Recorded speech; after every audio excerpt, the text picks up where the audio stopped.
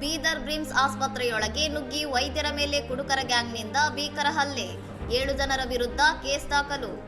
ಬೀದರ್ ನಗರದ ಬ್ರಿಮ್ಸ್ ಆಸ್ಪತ್ರೆಯ ಕ್ಯಾಜುಯಾಲಿಟಿ ವಾರ್ಡ್ನಲ್ಲಿ ತಡರಾತ್ರಿ ಕರ್ತವ್ಯದಲ್ಲಿದ್ದ ವೈದ್ಯರ ಮೇಲೆ ರೋಗಿಯ ಸಂಬಂಧಿಕರು ಹಲ್ಲೆ ನಡೆಸಿದ ಘಟನೆ ತೀವ್ರ ಆತಂಕಕ್ಕೆ ಕಾರಣವಾಗಿದೆ. ರಾತ್ರಿ ಸುಮಾರು 1 ಗಂಟೆ ವೇಳೆಗೆ ಇನ್ನೋವಾ ಕಾರಿನಲ್ಲಿ ಬಂದಿದ್ದ ಕೆಲವರು ಸಂಪೂರ್ಣವಾಗಿ ಕುಡಿದ ಮಲಿನಲ್ಲಿ ಕ್ಯಾಜುಯಾಲಿಟಿ ವಾರ್ಡ್ಗೆ ನುಗ್ಗಿ ಜಗಳ ಆರಂಭಿಸಿದ್ದಾರೆ.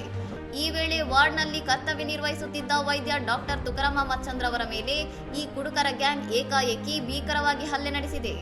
ರೋಗಿಗಳ ಸಂಬಂಧಿಕರ ಈ ಹಿಂಸಾತ್ಮಕ ಹಲ್ಲೆಯಿಂದಾಗಿ ವೈದ್ಯ ಡಾಕ್ಟರ್ ತುಕಾರಾಮ್ ಅವರು ಗಂಭೀರವಾಗಿ ಗಾಯಗೊಂಡಿದ್ದು ಸದ್ಯ ಅದೇ ಆಸ್ಪತ್ರೆಯಲ್ಲಿ ಚಿಕಿತ್ಸೆ ಪಡೆಯುತ್ತಿದ್ದಾರೆ.